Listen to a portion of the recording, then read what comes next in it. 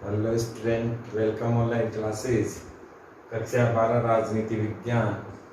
हम नया चैप्टर पढ़ रहे थे वैश्वीकरण। इसका इंट्रोडक्शन पिछले वीडियो में हमने डिटेल से पढ़ लिया था। आज अपने जो सवाल बनेगा वो बनेगा वैश्वीकरण के राजनीतिक प्रभाव, वैश्वीकरण के सामाजिक आर्थिक प्रभाव। इस प्रकार से क्वेश्चन आना है। क्वेश्चन क्या पूछेगा यहाँ से, वैश्वीकरण का चाहे राजनीतिक प्रभाव हो, आर्थिक प्रभाव हो, सामाजिक प्रभाव हो, सांस्कृतिक प्रभाव हो। अपने सिलेबस में 3-4 ही दे रखे हैं, बाकी प्रभाव बहुत सारे होते हैं। नैतिक प्रभाव भी है, बहुत सारे प्रभाव भी हैं। हम एक एक करके इसको पढ़ते हैं। आपसे एसजेपी सवाल ऐसे कैसे ही मिलेगा कि वैश्वीकरण ने दुनिया की अंतरराष्ट्रीय राजनीति को किस प्रकार से प्रभावित किया है, क्या प्रभाव वैश्वीकरण का पूरी दुनिया पर पड़ा है।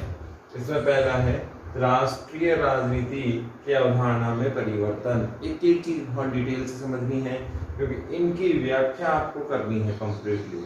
और बड़ा सवाल यहाँ से आता है कि वैश्वीकरण के राजनीतिक प्रभावों को स्पष्ट कीजिए। तो आपको पूरी डिटेल से, इतने हो गए, इतने ही और बचे हैं। पहला देखो, राष्ट्रीय राजनीति की अवधारणा में परिवर्तन। सबसे पहले तो ये देखना होगा कि राष्ट्रीय राजनीति क्या होती है। आपने देखा होगा शुरुआत में जब हमने देखा तो भारत एक देश था। इससे पहले ये क्या था, उपनिवेश। 1947 से पहले उपनिवेश था। जैसे ही ये उपनिवेशता से मुक्त हुआ, यहाँ से अंग्रेज चले गए और ये देश कैसा बन गया, स्वतंत्र। इसके बाद हमने विश्व से व्यापार नहीं अपनाया। हमने व्यापार के लिए बाहरी कंपनियां नहीं बुलाई। क्यों नहीं बुलाई? क्योंकि हम जानते थे ईस्ट इंडिया कंपनी हमारे साथ क्या करके गई। लेकिन हमारी मजबूरी बढ़ती चली गई, बढ़ती चली गई, बढ़ती चली गई। और 91 में हमने ना चाहते हुए वैश्वीकरण को अपनाया। क्यों अपनाया? इसके बहुत सारे कारण हैं। पहला कारण तो यही कि हम लोग अपनी जनसंख्या की जो आवश्यकताएं थी वो पूरी नहीं कर पा रहे थे। दूसरा कारण इसमें था कि हमारा जो परंपरागत मित्र था सोवियत संघ, वो नहीं रहा, वो टूट गया। तो ऐसे बहुत सारे कारण थे कि हमारी जो राष्ट्रीय राजनीति थी इस प्रकार से, तो व्यापार का एग्जाम्पल है, राष्ट्रीय राजनीति थी वो अछूती नहीं रही। क्योंकि जब हम किसी से लेन देन करते हैं तो उसके साथ बैठना भी पड़ता है, उसके पास पॉलिसी भी शेयर करनी पड़ती है, उसके व्यवहार में हमें आना भी पड़ता है, वो जो राय देता है उसको मानना भी पड़ता है, क्योंकि कहीं ना कहीं हमारी मजबूरी इससे जुड़ जाती है। तो राष्ट्रीय राजनीति का मतलब ये हुआ कि पहले हम किसी से कनेक्ट नहीं थे और देश के अंदर सीमा में रहते थे। इसका प्रभाव ये था कि हम जैसा चाहे कर सकते हैं। लेकिन आपको पता है अंतरराष्ट्रीय रिलेशनशिप में, अंतरराष्ट्रीय संबंधों में कोई भी देश आज अकेला नहीं रह सकता। क्यों? विश्व की कोई भी घटना कहीं ना कहीं प्रभाव जरूर डालेगी। उसका कारण क्या है? कल हमने बात की थी कि आज पूरी दुनिया विश्वग्राम बन चुकी है। आपको पता हो साइबर अटैक अगर होता है तो पूरी दुनिया में कहीं से कहीं भी हो सकता है, क्योंकि पूरी दुनिया का नेटवर्क जुड़ा हुआ है इंटरनेट के माध्यम से। इसीलिए राष्ट्रीय राजनीति की अवधारणा में क्या हो गया, अब परिवर्तन हो गया है। अब जो राजनीति करनी है, पॉलिसी बनानी है, वो पूरी दुनिया को लेकर करनी है। जैसे हमारे यहाँ राहुल गांधी जी कोई कमेंट करते हैं तो बहुत बार उनको, सरकार को, मीडिया को ऐसा लगता है, या हो सकता है ऐसा ही हो कि वो चाइना और पाकिस्तान को कहीं ना कहीं मौका दे देते हैं बोलने का। जैसे एग्जाम्पल के तौर पर हम बात करें तो 370 के विरोध में कांग्रेस पार्टी थी और कांग्रेस पार्टी के बयानों को पाकिस्तान में यूएनओ में पेश कर दिया कि भारत की एक राष्ट्रीय पार्टी है, वो ही 370 का क्या कर रही है, विरोध कर रही है, भारत सरकार ने जो किया वो क्या है, गलत। तो जो देश की राजनीति थी वो खुलकर अब कहाँ आ गई है, अंतरराष्ट्रीय धरातल पर आ गई है।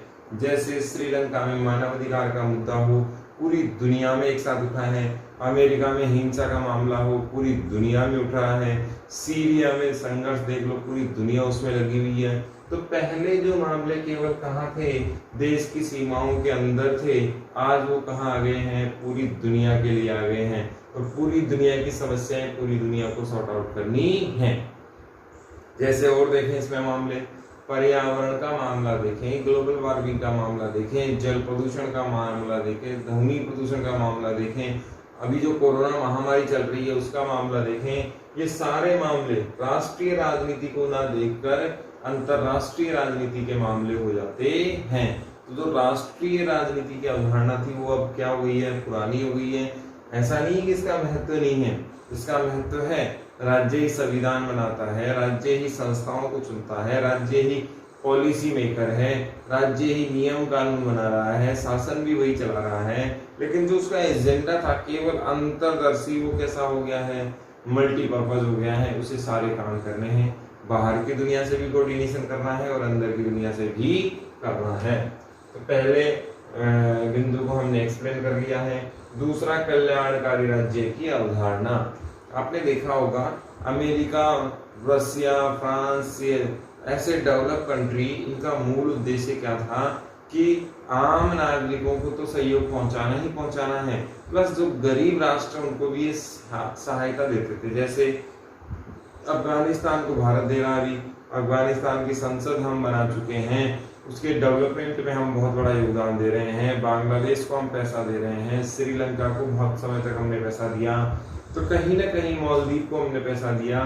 तो ये क्या है, कल्याणकारी राज्य की अवधारणा है कि गरीब और पिछड़े लोगों का सहायता होना चाहिए, सामान्य कल्याण की बात कराती है। ये कल्याण दो प्रकार की, पहला कल्याण तो देश के अंदर, जिसमें पिछड़े लोगों को आरक्षण के जरिए आगे बढ़ाना है, बहुत सारी योजनाओं के जरिए आगे बढ़ाना है। ये तो देश की है मजबूरी, क्योंकि देश को यदि संपन्न बनना है तो इन खड्डों को भरना ही पड़ेगा, क्योंकि बिना खड्डों के भरे हुए रफ्तार नहीं पकड़ी जा सकती। जो हमारे कमजोर पार्ट हैं उनको बहुत आगे लेके जाना होगा, बराबर में लाके खड़ा करना होगा। कहीं ना कहीं ये किसकी अवधारणा है, कल्याणकारी राज्य की क्या है, अवधारणा है। और इस अवधारणा को लाने के लिए सरकार लगातार कार्य करती रहती है।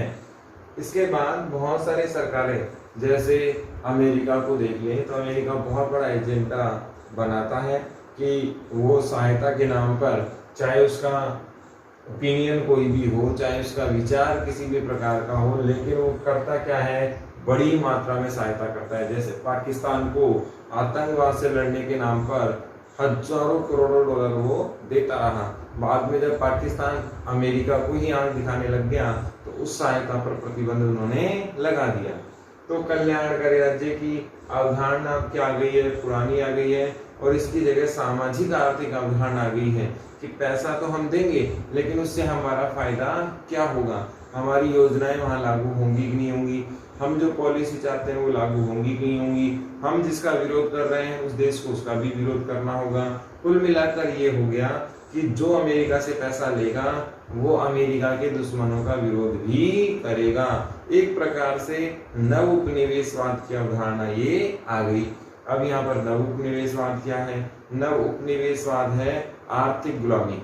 जैसे हमने एग्जाम्पल पढ़ा था, चाइना ने पाकिस्तान को पैसा दिया, देता जा रहा है, देता जा रहा है, देता जा रहा है। एक समय ऐसा आ जाएगा कि पाकिस्तान के लिए पैसा आउट ऑफ सिलेबस हो जाएगा, यानी कि रिटर्न करने की स्थिति में पाकिस्तान नहीं रहेगा।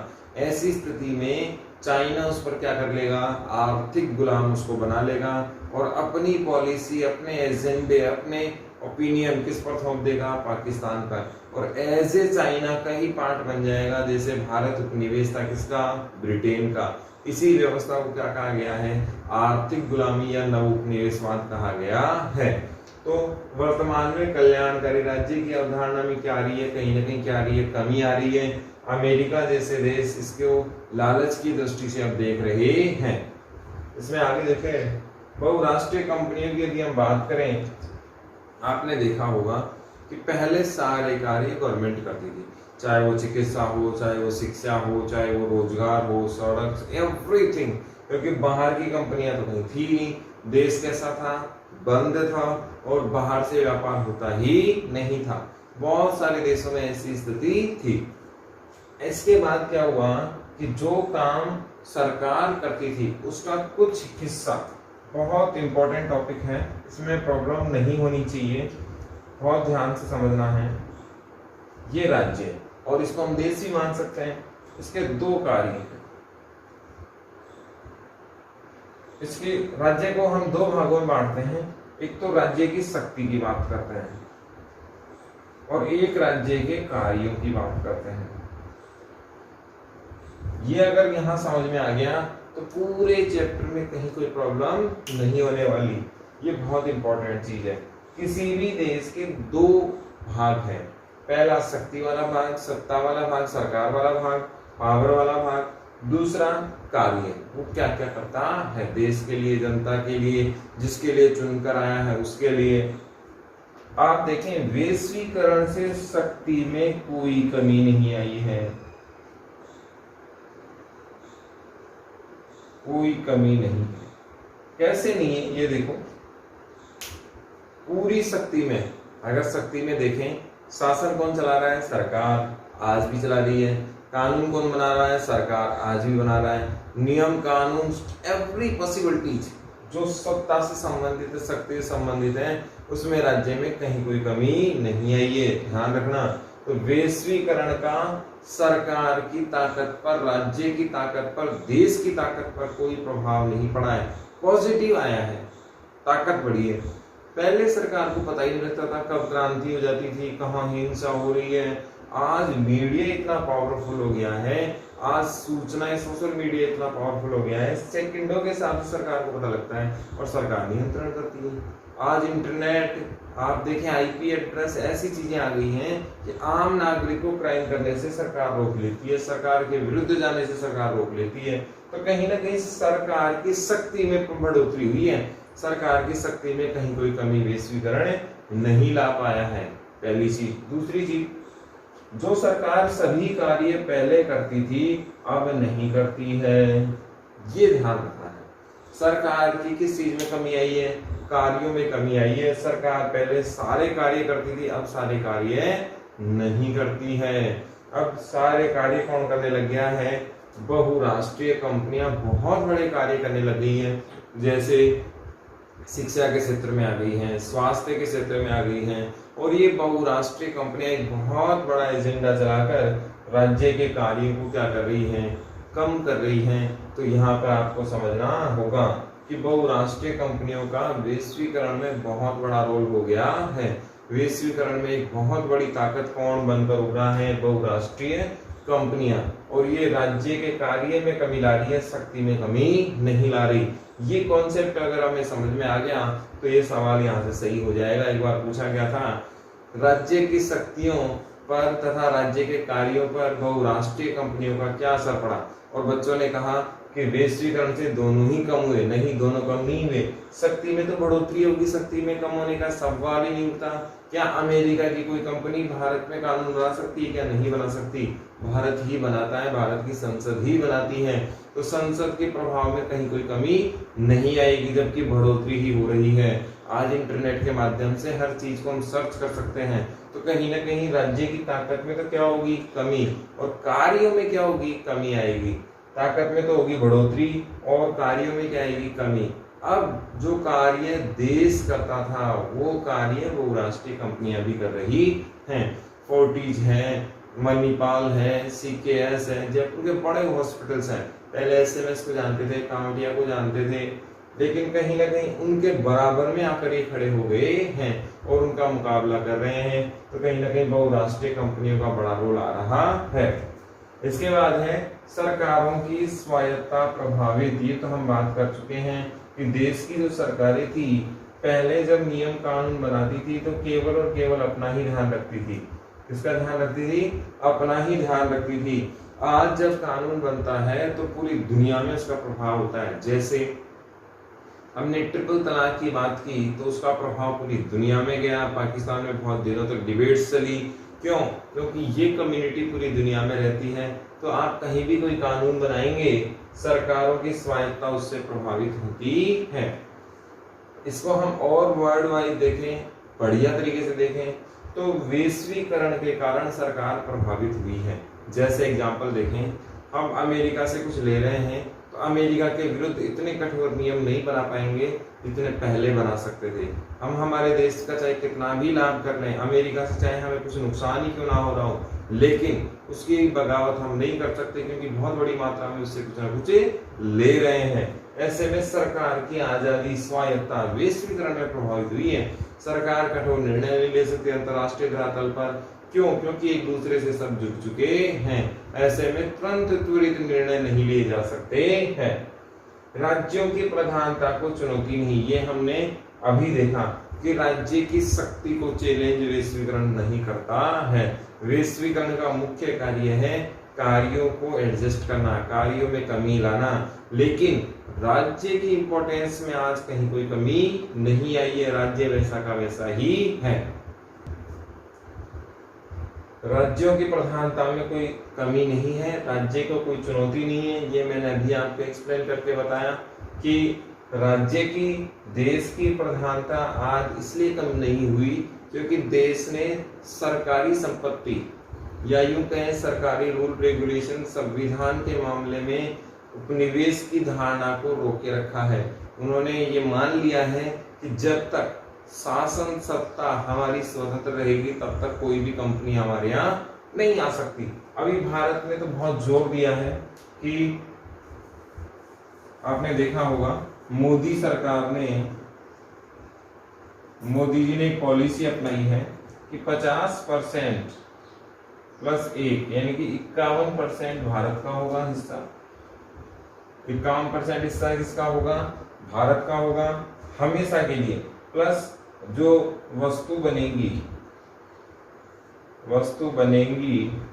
यानी कि असेंबल होंगी या प्रोडक्शन होगा, वो केवल कहाँ होगा? भारत में होगा। और उस पर मेड इन इंडिया लिखना होगा। क्या लिखना होगा? मेड इन इंडिया लिखना होगा। अब इसके फायदे क्या हैं? बहुत सारे लोग मेड इन इंडिया पर सवाल उठा रहे हैं, मजाक बना रहे हैं कि राफेल वार से आ रहा है तो आपने क्या किया, मिसाइल्स वार से आ रही है तो आपने क्या किया। आप बताएं कि क्या बच्चा पहली क्लास से ही बीए कर लेता है? क्या नहीं कर सकता। इसीलिए हमारा जो प्रोडक्शन की जो वैल्यू है, प्रोडक्शन कंटेंट है, वो जीरो से शुरू हो रहा है। एक तरीके से बहुत बड़ा खड्डा हमारे देश में मैन्युफैक्चर को लेकर है। हम लोग हमारे जनसंख्या की आपूर्ति ही नहीं कर पा रहे हैं, तो सुरक्षा उपकरण तो बहुत बड़ी बात है। हाँ, इसमें हमने कदम बढ़ा दिए हैं, धीरे धीरे जाकर कदम बढ़े हैं। आपको पता होना चाहिए मेड इन इंडिया की ताकत इससे पता लग सकती है कि जब कोरोना महामारी आई थी तो पीपीई किट हमारे देश में एक भी नहीं बनता था। एक भी पीपीई किट हमारे यहाँ नहीं बनता था क्योंकि इसकी कभी आवश्यकता ही नहीं पड़ी। और आज हम दुनिया को आयात निर्यात कर रहे हैं, तो कहीं ना कहीं 4 महीनों में कितना डेवलपमेंट हम देख रहे हैं। ये हमारी मैन्युफैक्चरिंग स्ट्रक्चर स्टेबिलिटी का उदाहरण है कि हमने अब स्ट्रक्चर तैयार किया है, अब प्रोडक्शन आना शुरू होगा। ये सबको समझना चाहिए। सबसे पहले जमीन ली जाती है, फिर इसको लेवल किया जाता है, फिर उसमें फैक्ट्री बनाई जाती है, फिर उसमें मशीनें लगाई जाती हैं, फिर उसमें प्रोडक्शन आता है, प्रोडक्शन की टेस्टिंग होती है, तब उत्पादन शुरुआत होती है, फिर धीरे धीरे उत्पादन बढ़ता है। ये इतनी प्रक्रिया सब जगह होती है। अभी मेड इन इंडिया की शुरुआत है और इसमें प्रोडक्शन अब आना शुरू होगा और आत्मनिर्भर भारत बनेगा। भारत में इसका फायदा क्या होगा? सबसे पहली चीज तो ये कि जब 51% भारतीय होंगे तो कंपनी कभी भी बगावत करने की बात सोच भी नहीं सकती। दूसरी बात, वस्तु जो बनेगी उस पर क्या लिखा होगा? भारत, मेड इन इंडिया लिखा होगा। और ये कहाँ बनेगी? भारत में ही बनेगी। कंपनी यदि जाना चाहे तो 51% से किसके पास है? भारत के पास नहीं जा सकती। दूसरा, गोदाम भी कहाँ है? भारत में, तो सामान नहीं ले जा सकती। तीसरा, कहीं पर भी मेड जाएगा प्रोडक्ट तो उस पर उस खरीदार को, उस देश को ये कभी पता नहीं लगेगा कि ये बनाया किसने है, क्योंकि उस पर लिखा हुआ क्या है? Made in India. जैसे फॉर एग्जांपल ए नाम की कंपनी देश छोड़कर जा रही है और ये चली गई। अब भारत भी इसको बना सकता है क्योंकि 51% कर्मचारी किसके थे? भारत के थे। टेक्नोलॉजी किसके पास आ गई? भारत की। इसमें एक चीज और है, ये भी शर्त रखी गई है कि जिस देश से भी हम समझौता करेंगे, जो देश हमारे देश में टेक्नोलॉजी लाएगा, प्लांट लगाएगा, वो टेक्नोलॉजी भी हमें बताएगा। ये भी शर्त इसमें रखी गई है, यानी कि बनेगी या तो हमें पता लग जाएगा। अब ये चीजें हम बना सकते हैं और बिक्री में कहीं कोई कमी नहीं आएगी क्योंकि पहले भी क्या बिक रहा था? मेड इन इंडिया ही बिक रहा था, आगे भी क्या बिकेगा, मेड इन इंडिया ही बिकेगा। तो बिक्री में कहीं कोई कमी आने वाली नहीं है। अब ऐसी स्थिति में कोई भी कंपनी भारत को छोड़कर नहीं जाएगी और भारत का नाम वैसे ही चलता रहेगा जैसे चल रहा है। ये बहुत बड़ा विजन है, बहुत बड़ी सोच का नतीजा है और ये देश को विकसितता की तरफ लेकर जाएगा। आज दुनिया में सबसे बड़ी वैल्यू उसके पास है, सबसे बड़ी ताकत उसके पास है जिसके पास खरीदार है। और यहाँ से जब शुरुआत से ही मेड इन इंडिया हम लिख रहे हैं, तो जब भविष्य में यदि ऐसा कुछ हुआ तब भी ग्राहक को क्या मिलेगा, मेड इन इंडिया, यानी कि ब्रांड वैल्यू में कोई कमी नहीं आएगी। ये मेड इन इंडिया का जबरदस्त प्लान है। तो राज्यों को प्रधानता में कहीं कोई कमी नहीं आएगी। इसके बाद देखें हम लोग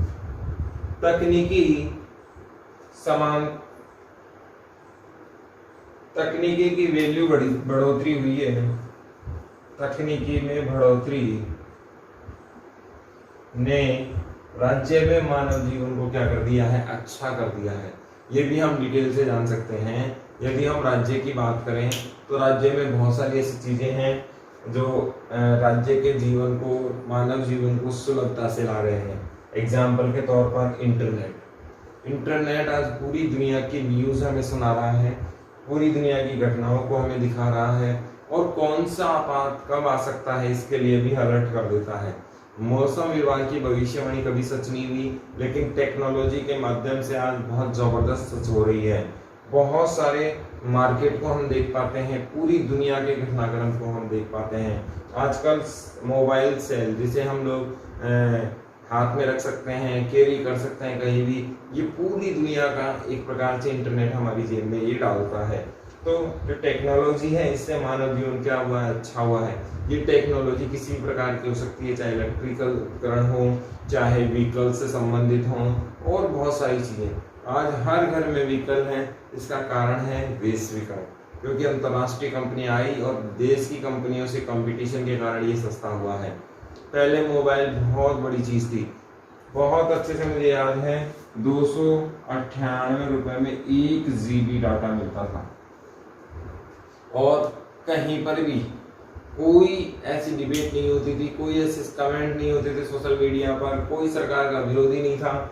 जब से जियो आया है अनलिमिटेड नेट की बात करता है और अनलिमिटेड की बात करता है तो हमारे यहाँ डिबेट्स बढ़ गए, बहुत जागरूकता आ गई, लोगों के पास सूचनाएं पहुंच रही हैं और जीवन स्तर में बढ़ोतरी हुई है। हाँ, इसका मिसयूज भी है, यूज भी मिसयूज भी है, लेकिन हम लोग अच्छा ही देखें तो 70% अच्छा ही ये लोग पढ़ रहे हैं, सोशल मीडिया पर हैं। आप भी सोशल मीडिया से ही पढ़ रहे हैं, यूट्यूब के जरिए, स्कॉलर ERP के जरिए। तो ये कहीं ना कहीं टेक्नोलॉजी मानव जीवन को क्या बना रही है, अच्छा बना रही है। इसके बाद सूचनाओं का तीव्र आदान प्रदान ये हम देख ही चुके हैं कि सरकार को आसानी होती है, पॉसिबिलिटी बढ़ जाती हैं, बहुत तेजी से सूचनाएं मिलती है, इससे क्विक रिएक्शन हो सकता है। जैसे मान लीजिए आज उड़ीसा में तूफान आया, तो पहले के जमाने में जब हमारे पास संचार व्यवस्था नहीं थी तो प्रत्येक व्यक्ति के पास सूचनाएं नहीं पहुंचती थी। आज सेकंडों के हिसाब से सूचनाएं पहुंचती हैं। यदि कोई रैली निकल रही है, हंगामा हो गया, दंगा हो गया है, सबको सूचित करना आवश्यक है, तो आज मैसेज डाल सकते हैं, इंटरनेट पे डाल सकते हैं, अलर्ट डाल सकते हैं। बहुत प्रकार के मैसेजेस हमारे पास अवेलेबल हैं, बहुत प्रकार के साधन हमारे पास अवेलेबल हैं। पूरी राज्य की पुलिस को एक्टिव करना हो तो 1 सेकंड में हम कर सकते हैं। तो सूचनाओं का आदान प्रदान देश के लिए बहुत अच्छी व्यवस्था हो गई है।